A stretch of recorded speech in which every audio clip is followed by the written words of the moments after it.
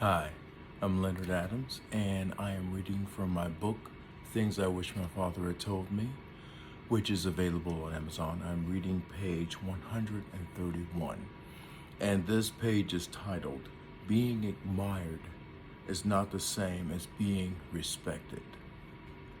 And it reads this way. What's the difference between being admired and being respected? One is admired for what one does, and one is respected for how one does things or how one does things or treats people. For instance, one can be admired for achieving a measure of success, but not respected because of the number of people they misused or took advantage of to achieve that success.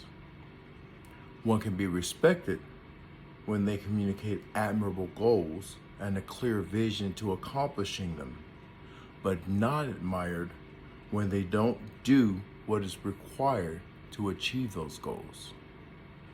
If one assumes that admiration and respect are the same thing, they can very easily miss out on one in pursuit of the other. So focus on both. And don't assume one will get you the other. Don't be so eager to be admired that you forego respect. And don't be so eager to be respected that you do things to undermine your ability to be admired. You can and should have both.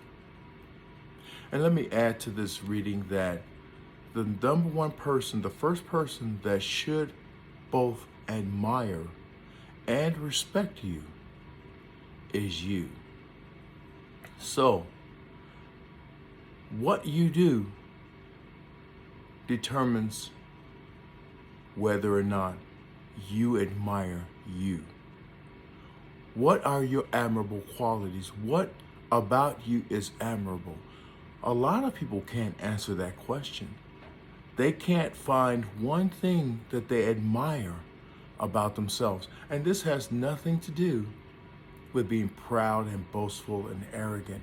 It has to do with altruism.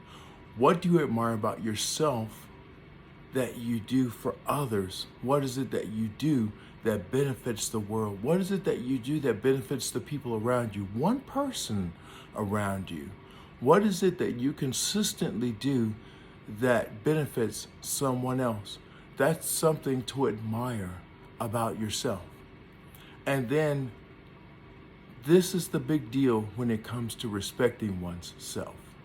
If you say things if you make plans, if you say, I'm going to do this, X, Y, and Z, and you don't do them, you will lose respect for yourself. For instance, you say, I'm going to start going to the gym.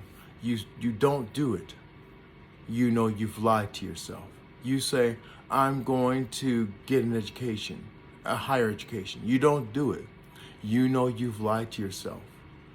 You make any plans about anything that you're going to do to better yourself, and you don't do that, you have just disrespected yourself, and you will lose respect for yourself because you are not committed to your own words. And if you lose respect for yourself, then what's the sense of having anyone else respect you? What's the sense of trying to get respect and admiration from anyone else when you don't respect and admire yourself? So this is where we begin. We begin with being true to our word. We begin by doing things that touch the lives of others in a positive way. And I promise you, you will both admire and respect yourself, staying true to your word, touching the lives of others in a positive way. And as you do that, you will also gain the respect and admiration of others. Please like, subscribe to, and share this channel with others, and together, let's heal the world.